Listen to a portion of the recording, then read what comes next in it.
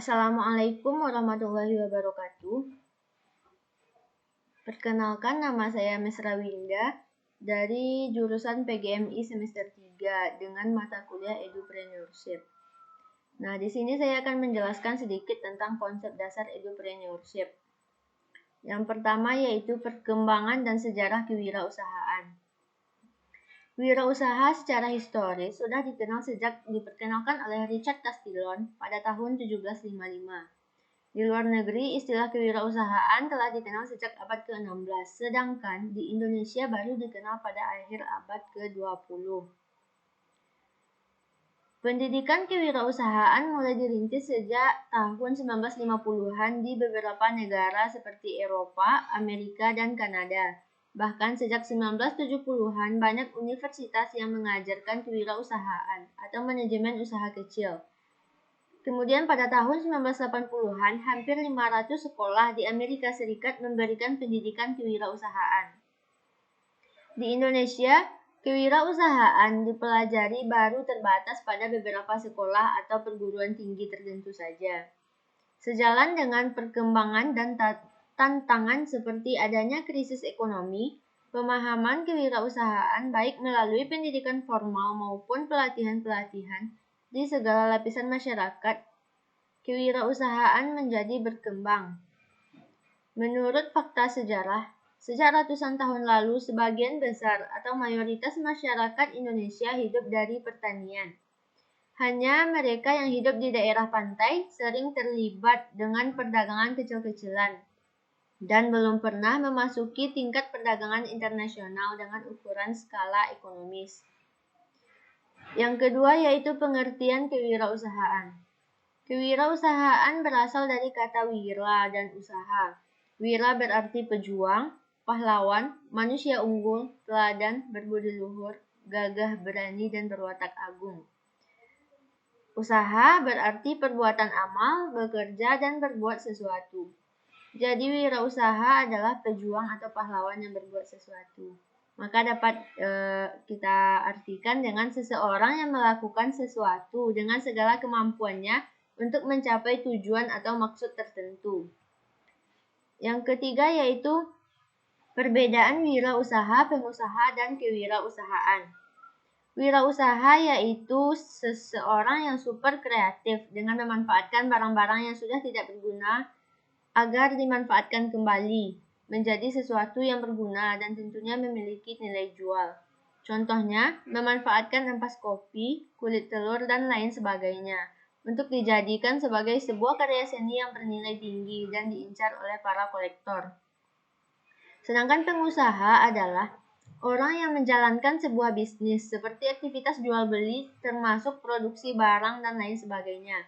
Yang mana tujuan dari pengusaha tersebut yaitu untuk memperoleh keuntungan dari aktivitas jual beli tersebut dan menanggung risiko bisnis yang dijalankan seperti gagal produksi, penurunan penjualan hingga terparah yaitu mengalami gulung tikar.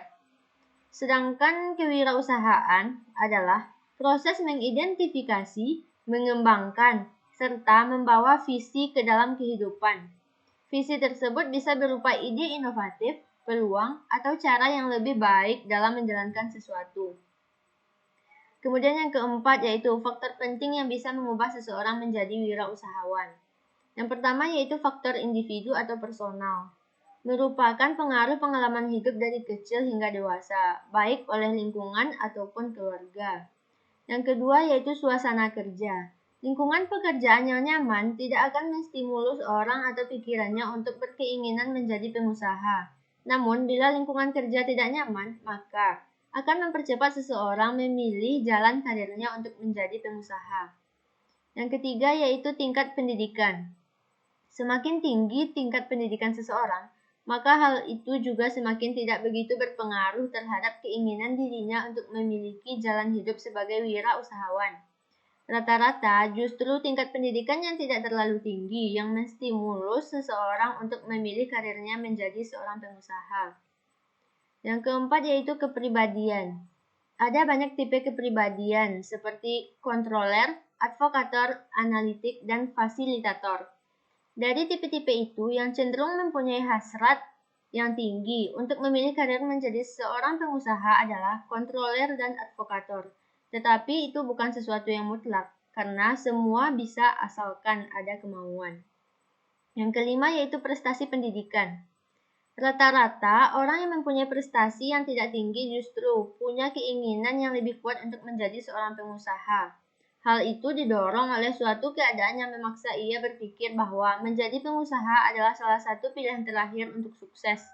Sedangkan untuk berkarir di dunia pekerja dirasakan sangat berat, mengingat persaingan yang sangat ketat dan masih banyak para lulusan yang berpotensi yang belum mendapat pekerjaan. Yang keenam yaitu dorongan keluarga. Keluarga sangat berperan penting dalam menumbuhkan serta mempercepat seseorang untuk mengambil keputusan berkarir sebagai entrepreneur. Karena orang tua berfungsi sebagai konsultan pribadi, coach, dan mentornya. Yang ketujuh, lingkungan dan pergaulan. Jika ingin sukses, seseorang harus bergaul dengan orang yang sukses agar tertular. Yang kedelapan yaitu ingin lebih dihargai. Yang kesembilan yaitu keterpaksaan dan keadaan. Kondisi yang diciptakan atau yang terjadi, misal PHK, pensiun, dan menganggur atau belum bekerja, akan dapat membuat seseorang memilih jalan hidupnya menjadi entrepreneur, karena memang sudah tidak ada lagi pilihan untuknya. Yang kelima yaitu faktor kegagalan dan keberhasilan usaha. Faktor kegagalannya diantaranya yaitu 1. Tidak jujur dalam mengelola usaha. 2. Tidak kompeten sama sekali dalam bidang bisnisnya. 3. Tidak memiliki kemampuan manajemen keuangan yang baik. 4. Tidak sepenuhnya bersemangat dalam mengembangkan usaha. 5. Kurangnya keahlian manajemen sumber daya manusia yang baik. Sedangkan faktor keberhasilannya yaitu 1. Pengetahuan tentang kewirausahaan. 2. Keterampilan berwirausaha. 3. Berani mengambil tindakan. 4. Berani ambil risiko. 5. Percaya diri. 6. Kreativitas. 7. Kemampuan kerja sama tim. 8. Kecerdasan dalam wirausaha. 9. Gigih. 10. Kesabaran. 11. Faktor koneksi. 12. Faktor kepemimpinan. Dan yang terakhir yaitu pengalaman. Yang keenam yaitu mendaftar jenis-jenis wirausaha yang cocok di bidang pendidikan. Yang pertama yaitu seragam sekolah. Untuk menempuh pendidikan, setiap peserta didik mulai dari SD, SMP, dan SMA diharuskan untuk menggunakan seragam sekolah. Bahkan setiap siswa dan siswi memiliki lebih dari satu seragam sekolah karena digunakan setiap hari. Oleh karena itu, bisnis seragam sekolah bisa menjadi bisnis yang sangat menjanjikan untuk dijalankan. Kemudian yang kedua yaitu buku dan alat tulis. Buku adalah jendela dunia. Pasalnya, dengan membaca buku, kita dapat membuka dan memperluas wawasan. Karena itu, buku digunakan sebagai media pembelajaran yang wajib ada dalam melaksanakan proses belajar mengajar. Kemudian dengan alat tulis. Menjual berbagai alat tulis, kita tak hanya memiliki pelanggan dari pihak pelajar saja, tetapi juga pekerja kantoran yang selalu membutuhkan alat tulis untuk bekerja. Kita dapat menjual berbagai kebutuhan alat tulis untuk pelajar dan pekerja seperti pensil, penghapus, buku tulis, pulpen, penggaris, dan lain sebagainya. Hanya sekian yang dapat saya sampaikan. Terima kasih. Assalamualaikum warahmatullahi wabarakatuh.